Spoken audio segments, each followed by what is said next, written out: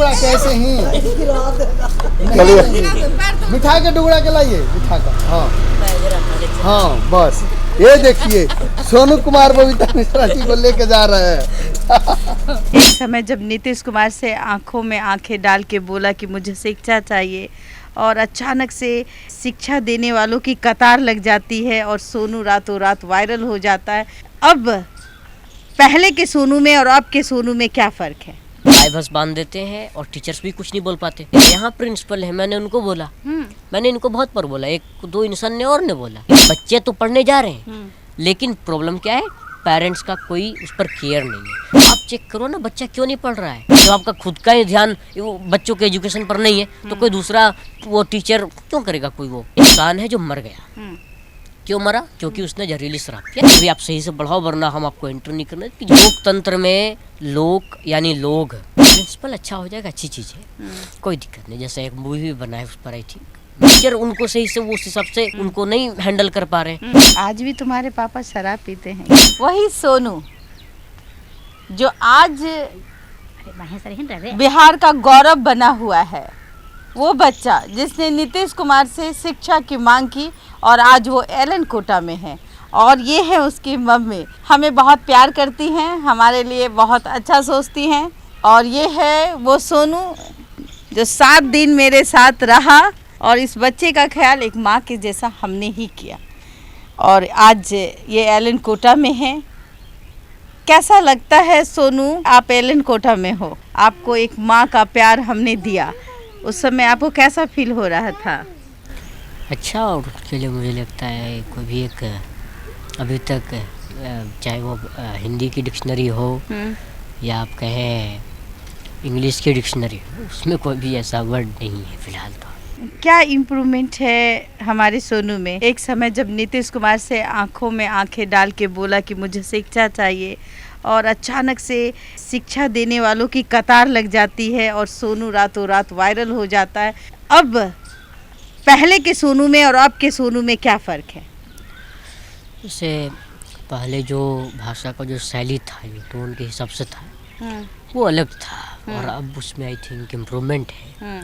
Second, जो thinking जो level है, जो थॉट जो प्रोसेस है, उसमें भी इम्प्रूवमेंट है एक तरीके से, मतलब एक बहुत ज़्यादा इम्प्रूवमेंट है। एंड थर्ड कि भाई आप जिस तरीके से आपका जो मैच्योरिटी है, चाहे वो फाइनेंशियल मैच्योरिटी हो या सोशल मैच्योरिटी हो, इसमें भी एक इम्प्रूवमेंट है। अच्छा, आपकी माँ है और आपकी माँ आज हमारे साथ है, कैसा लग रहा है आपका बेटा एलन कोटा में है? ठीक लगा, ऐसा कैलखिन है। हाँ। मायनियन कैलखिन जैना ले गलखिन त साथ में है ना, कैलखिन भाई हमको याद करते हैं कि नहीं करते? याद करे ही ना, ता आशीर्वाद देते हैं। आशीर्वाद देवे करे कि हमार बाल बच्चा को भलाई किलखिन, उनको बाल बच्चा को भगवान भलाई करथिन, इतना तो जरूर है। कहबो अनपढ़ तो ही हो भाई, लेकिन इतना तो आशीर्वाद देबो न। नहीं, हमारे लिए तो आपका आशीर्वाद ही बहुत मायने रखता है। आप हमारे परिवार हैं और हम इस परिवार का हिस्सा है। हम अपने आप को मानते हैं। आप मानती है ना? हाँ मान तो हूँ, हम हूँ मानबे। हाँ, तो मानते हो? देखिए, माँ बाप को खुशी तब होती है उसके बच्चे का भविष्य जब बन जाता है। सोनू जिसने आवाज़ उठाई सिस्टम के खिलाफ, जहाँ की शिक्षा विभाग, आप देखिए कि शिक्षा विभाग की लापरवाही बिहार में किस तरीके से है। पढ़ाई होती नहीं है, सरकारी स्कूल में बच्चे पढ़ने जाते हैं लेकिन उनको पढ़ाई के वजह काम कराया जाता है। ऐसे गिनत वीडियो हमारे पास भी आते हैं, कहीं मास्टर बच्चों के साथ गलत करते हुए पाए जाते हैं। बिहार के जो शिक्षा विभाग है और बिहार की जो शिक्षा है वो लचर है, और इसी का परिणाम कहीं ना कहीं फूटा। और हमारा सोनू है वायरल बॉय, इसने आवाज़ उठाई और नीतीश कुमार से मांग की थी उस वक्त, जिस वक्त ये पूरे चर्चे में उस वक्त आया, जिस समय नीतीश कुमार से आवाज़ उठाती है कि हमें शिक्षा चाहिए, यहाँ स्कूल में अच्छी पढ़ाई नहीं होती है। बेटा, उस वक्त आपको इतनी दिक्कत कैसे आई थी? तो जैसे जब आप दूसरे लोगों के प्रति आपके मन में जब सही विचार रहे, आपका विचारधारा जब सही रहे, तो जो सही जो चीज़ें हैं, जो राइट जो ट्रैक है, वो अपने आप मिल जाते हैं। और वो जो हिम्मत था, वो जो सिचुएशंस थी, वो तो जैसे मैंने आपको बताया था कि जवाहर बाबा और भी जितने भी, जैसे मैं शिव जी को मानता हम ही हूँ, सब भगवान को मानते शिव थे जी ना, को, हाँ, तो उनकी कृपा रही कृपा कि रही। भाई मैं उस समय जैसे नीतीश कुमार से मिल लिए। सोच पाया और उस चीज़ के हिसाब से मैं उसको एग्जीक्यूट कर पाया। बेटा एक बात बताओ, अब तो 3 साल होने को आए, आप आज 9th में जाओगे, क्या बिहार में बदलाव होनी चाहिए शिक्षा के प्रति? जो सरकारी स्कूल है, जिस हम व्यवस्था की बात करते हैं, उसमें इम्प्रूवमेंट की ज़रूरत है या नहीं है? उसमें मुझे लगता है सरकार के तरफ से कोई इम्प्रूवमेंट नहीं चाहिए। क्यों नहीं सरकार चाहिए? के पास जितना भी फंड है उसको वो बस स्ट्रिक्टली उसको जैसे यूज करवाए, इतना काम वो करे। बाकी अगर जो आपको पढ़ाई नहीं हाँ होती, वही हाँ। क्वालिटी ऑफ एजुकेशन की अगर मैं बात करूँ तो उसके लिए सरकार कुछ नहीं कर सकती। क्यों नहीं कर सकती? डीओ साहब हर दिन आपके स्कूल में आकर के रैकी नहीं कर सकते कि कौन पढ़ा रहा है नहीं पढ़ा अच्छा रहा है। एक बताइए। मेरे पास एक सॉल्यूशन हाँ, क्या है। है? सॉल्यूशन ये है कि जैसे मान लीजिए नीमाकुल है, इसका इस ग्राम में एक स्कूल है, ठीक है। अब जिसके भी बच्चे, जिस भी अभिभावक के बच्चे पढ़ते हैं, अब वो अभिभावक को टीचर के पास जाना चाहिए और जाकर के ये कंप्लेंट करनी चाहिए टीचर के बारे में, उनके टीचर के ही पास कि भाई आप सही से पढ़ाओ, वरना हम आपको एंटर नहीं करना। कि जो भी हो आप कर सकते हो, वो आप उसको बोलो आप सही से नहीं पढ़ा रहे हो, अगर आप पढ़ाते तो ये बच्चा क्यों नहीं पढ़ रहा है, और इस तरीके से इसने इनडिसिप्लिन कैसे क्या है। लगता है कि ये बात बोल देने से जो टीचर है वो सुधर जाएंगे? मुझे लगता है कि कहीं ना कहीं एक बहुत बड़ा इम्पैक्ट उनके ऊपर पड़ेगा, क्योंकि अब मैं अपने ग्राम के हिसाब से मैं अगर देखूं तो मैंने क्या ऑब्जर्व किया कि यहाँ के टीचर्स पर कोई प्रेशर नहीं है कि भाई मुझे पढ़ाना है बच्चों को, नहीं पढ़ाऊंगा तो ये परिणाम होंगे, कोई प्रेशर नहीं ये है उनका। प्रेशर कौन देगा? ये प्रेशर सरकार नहीं दे सकती। सरकार की तो बात नहीं है, ये प्रेशर कौन? अभिभावक ही दे सकते हैं। अभिभावक देंगे। अभिभावक कैसे अब देंगे अभिभावक? जाकर के वो बोले। अभिभावक तो स्कूल में बच्चों को भेजते हैं, पढ़ने के लिए भेजते हैं, राइट। उसके बाद होता है कि भाई जो प्रिंसिपल है, जो अध्यापक है, उनका ये कर्तव्य होता है कि पढ़ाई किस क्लास में हो रही है या किस क्लास के बच्चों के साथ अनियमितता बढ़ जा रही है, उन चीज़ों पर बात, अगर किसी पे गाज गिरनी चाहिए तो अध्यापक पे गिरनी चाहिए। अगर प्रिंसिपल अगर सही हो तो वहाँ के स्कूल का कहीं ना कहीं नहीं लगता है कि पूरा सौहार्द अच्छा हो जाएगा, स्कूल अच्छे से चलेंगे, प्रिंसिपल अच्छे होने चाहिए। देखिए स्कूल में ना बहुत सारे लोग होते हैं, प्रिंसिपल अच्छा हो जाएगा अच्छी चीज़ है, कोई दिक्कत नहीं। जैसे एक मूवी भी बना है उस पर आई थी, मैंने आज से 2-3 साल पहले घर का देखा मुखिया था। अच्छा होता है तो अपने बच्चे पढ़ते हैं। नहीं हाँ यही कह रहे हैं कि अगर घर का मुखिया अच्छा हो बेटा तो जाहिर सी बात है संस्कार से ही बच्चे पढ़ लेते हैं, उसका संस्कार जैसा होता है उसी तरीके से विचार होता है। तो अगर घर का मुखिया अच्छा होगा तो ऑफ कोर्स बच्चे अच्छे होंगे। तो स्कूल में अध्यापक पर जो कमान करते हैं वो है प्रिंसिपल, तो प्रिंसिपल के लिए कुछ बोलिए। नहीं मैं यहाँ मानता हूँ कि उस प्रिंसिपल को कौन समझाए कि भाई तुम्हें ऐसे ऐसे करना है, या उस पर कौन प्रेशर डाले। और जब तक मेन है प्रिंसिपल को छोड़ो, प्रिंसिपल एक है, आप उस पर सारा प्रेशर डालोगे वो कितना भी बोलेगा। यहाँ प्रिंसिपल है, मैंने उनको बोला, मैंने इनको बहुत बार बोला, 1-2 इंसान ने और ने बोला, आपने भी बोला था? मैंने भी बोला था उस 2022 के पहले। अच्छा। और 1-2 और इंसान ने भी प्रिंसिपल को ही बोला, टीचर को नहीं बोला। टीचर आई थिंक 2 है, ठीक है, कुछ नहीं हुआ, कोई फायदा नहीं हुआ। तो जब तक अभिभावक जागरूक नहीं होंगे ना, जब तक भाई बच्चा पढ़ रहा है नहीं पढ़ रहा है, कैसे पढ़ा रहे हैं नहीं पढ़ा रहे हैं, जब तक अभिभावक नहीं चेक करेंगे।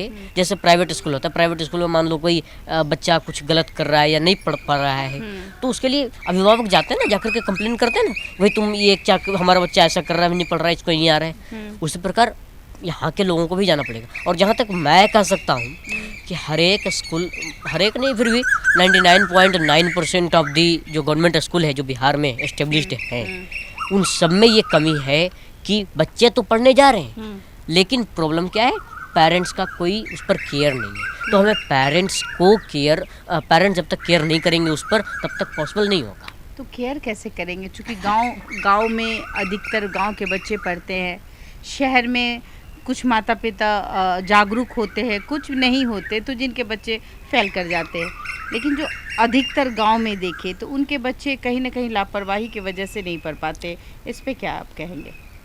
लापरवाही जैसे अगर मैं कहूँ तो या तो वो पेरेंट्स की लापरवाही हो, स्कूल की भी लापरवाही होगी। स्कूल की तो है, लेकिन वही तो मैं बोल रहा हूँ कि जब जो सोर्स ओरिजिनेशन है ना सब चीज़ों वो पेरेंट्स से फिलहाल है कि भाई आप क्यों नहीं चेक कर रहे हो, आप चेक करो ना बच्चा क्यों नहीं पढ़ रहा है। मैं मानता हूँ बच्चा पढ़ेगा, ठीक है, वो इनडिसिप्लिन है, डिसिप्लिन में नहीं रह रहा है। क्यों नहीं रह रहा है? स्कूल टाइम की अगर मैं बात करूँ क्यों नहीं रह रहा है, क्योंकि टीचर उनको सही से वो उस हिसाब से उनको नहीं हैंडल कर पा रहे हैं। हैंडल नहीं कर पा रहे हैं क्यों? और वो भी हैंडल कर सकते थे लेकिन नहीं कर रहे हैं। क्यों?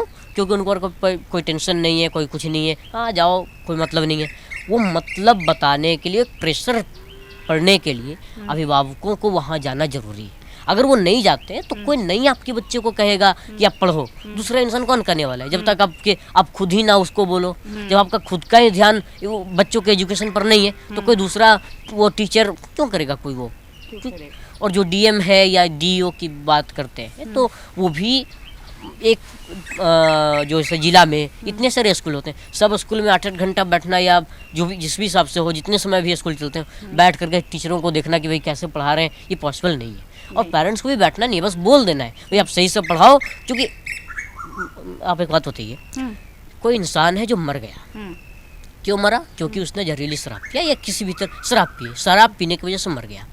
उसको लोग या इलेक्ट्रिक जैसे कहीं तार बिछा हुआ था या कुछ काम कर रहा है तो मान लीजिए तार गिर गया, जो वायर है वो गिर गया, तो क्या होगा कि भाई उसको करंट लग गया और किसी कारणवश उनका डेथ हो गया। उसको मुआवजे के लिए पूरा सड़क जाम कर दिया जाता है, इतने सारे आंदोलन होते हैं, ठीक है। लेकिन आप एजुकेशन के लिए कोई भी वो उस तरीके का काम क्यों नहीं करते? आंदोलन करना भी नहीं, आपको बस टीचर्स को बोलना है भाई आप सही से पढ़ाओ, वरना हम डीओ साहब के पास जाएंगे या जो भी कार्रवाई आप कर सकते हैं आप करो। लेकिन वैसा नहीं करते, यही कारण है कि कहीं ना कहीं व्यवस्था थोड़ी सी चरमरा हाँ, क्योंकि हमने उसको ढील दे रखा है। क्योंकि लोकतंत्र में लोग यानी लोगों का ही मेन वो तंत्र है। तो जब लोग ही उस चीज के बारे में सजग नहीं होंगे तो क्या फायदा होगा वो उस तंत्र का? कोई भी मुख्यमंत्री बने उससे कोई फायदा नहीं होगा। नहीं, वो एक अलग मैटर है, कुछ ना कुछ तो इम्पैक्ट आता ही है। लेकिन सबसे मेन इम्पोर्टेंट लोकतंत्र में है लोगों का कितना सजग रहना, लोगों के विचार, वो किस तरीके से अपने लोगों को हैंडल कर रहे हैं, कितना ढील दे रहे हैं।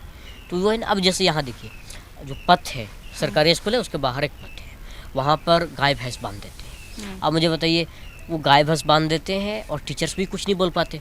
बोलना तो चाहिए लेकिन बोल नहीं कुछ पाते। क्यों? क्योंकि बेचारे को भी आना है इसी रास्ते से और उसी रास्ते से आना, और बेचारे को कल को कोई मार दे, कोई ईंट फेंक दे गुस्से में, तो क्या फ़ायदा होगा? वो भी नहीं बोलेंगे। और जब तक उनकी मेंटालिटी नहीं बदलेगी लोगों की तब तक वो चलता रहेगा।